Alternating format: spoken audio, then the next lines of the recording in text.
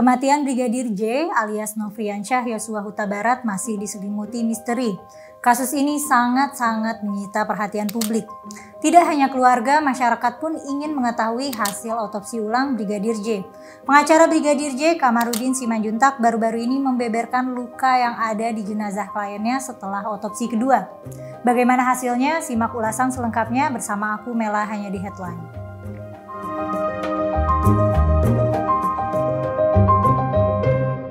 Hasil autopsi dari tim forensik sebenarnya masih akan dirilis dalam beberapa minggu lagi. Ketua tim autopsi ulang jenazah Brigadir J di Rumah Sakit Umum Daerah Sungai Bahar, Kabupaten Muaro Jambi, Ade Firmansyah mengatakan hasil otopsi akhir baru dapat diketahui dalam waktu 4 hingga 8 pekan ke depan. Ia mengaku tidak ingin tergesa-gesa dalam pemeriksaannya. Jadi, jika hasil autopsi sudah keluar, apakah boleh dibagikan kepada publik? Jawabannya boleh ya.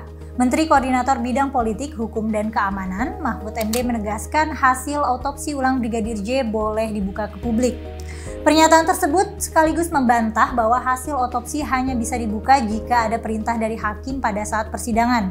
Mahfud juga menjelaskan bahwa yang benar itu hasil otopsi harus dibuka kalau diminta oleh hakim, tetapi kalau tidak diminta, tidak dilarang juga untuk dibuka.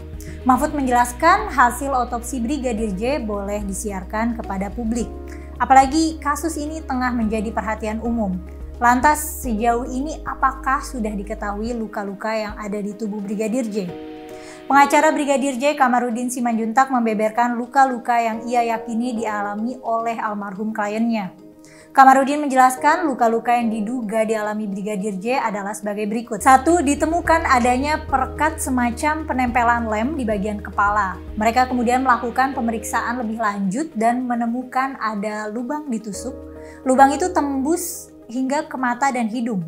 Diduga terkena tembakan dari belakang dan menembus ke bagian hidung. Kamarudin mengatakan saat dibuka kepalanya tidak ditemukan otaknya, tetapi yang ditemukan adalah semacam retak pada 6 bagian. Kemudian ketika diraba ternyata di bagian belakang ada benjolan bekas lem. Ketika lemnya dibuka ada lubang bekas tusukan ke arah hidung dan ada jahitan bekas lubang peluru yang ditembak dari belakang kepala tembus ke hidung. 2. Ditemukan adanya 6 retakan di bagian tengkorak. Retakan tersebut diduga karena tembakan. 3. Kamarudin menyebut otak Brigadir J dipindah ke bagian dada dekat perut. Apakah ini standar forensik? Saya nggak paham, ujar Kamarudin. 4. Ditemukan retakan-retakan dari leher mengarah ke bibir.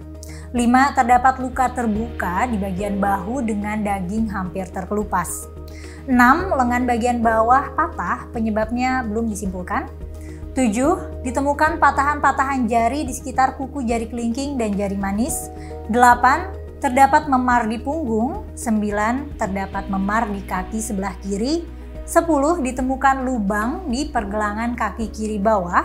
11. Ditemukan 4 lubang di dada diduga bekas tembakan. Untuk diketahui, jenazah Brigadir J dilakukan ekshumasi atau otopsi ulang jenazah di RSUD Sungai Bahar, Jambi pada hari Rabu tanggal 27 Juli 2022. Setelah diotopsi ulang, jenazah Brigadir J dimakamkan secara kedinasan Polri. Sebagai pelengkap informasi, Brigadir Yosua merupakan personel yang ditugaskan sebagai sopir istri Irjen Verdi Sambo. Sementara Baradae disebut sebagai pengawal keluarga Irjen Verdi Sambo. Berdasarkan temuan tersebut, Kamarudin menilai pernyataan kepolisian soal peristiwa tembak-menembak yang menewaskan Brigadir J dengan demikian terbantahkan. Sebab bila dikatakan tembak-menembak, tentu keduanya saling berhadapan dan tidak mungkin ditemukan luka di bagian belakang kepala.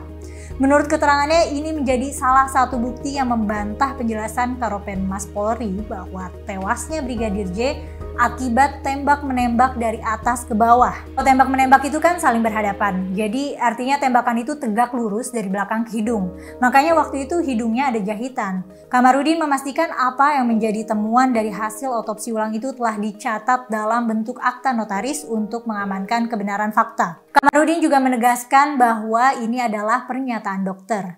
Jadi dokter forensik bersama-sama dengan dokter yang mewakili Mereka menceritakan ini bahwa ini adalah hasil ditembak dari belakang. Kuasa hukum Brigadir J Kamarudin Simanjuntak juga menyampaikan terkait imbas dari tembakan di belakang kepala yang menembus sampai ke hidung. Ia menyebutkan akibat tembakan tersebut posisi otak menjadi bergeser ke perut. Menurut pernyataannya, saat dibedah bagian perut sampai kepala ditemukan bahwa otaknya sudah berpindah ke bagian perut. Mabes Polri melalui Bareskrim akhirnya menarik kembali kasus tewasnya Brigadir J di rumah dinas Kadif Propam nonaktif Irjen Pol Verdi Sambo. Menurut Kepala Divisi Humas Polri Irjen Pol Dedi Prasetyo, langkah yang diambil itu untuk mempercepat proses penanganan terhadap kasus yang menjadi pusat perhatian publik. Menurut Kepala Divisi Humas Polri Irjen Pol Dedi Prasetyo, langkah yang diambil itu untuk mempercepat proses penanganan terhadap kasus yang menjadi pusat perhatian publik. Itu tadi updatean terbaru mengenai kasus autopsi ulang Brigadir J. Ganjil banget gak sih hasil ekshumasinya? Menurut kamu, apa penjelasan yang masuk akal mengenai hasil autopsi ulang Brigadir J? Coba tulis pendapat kamu di kolom komentar ya.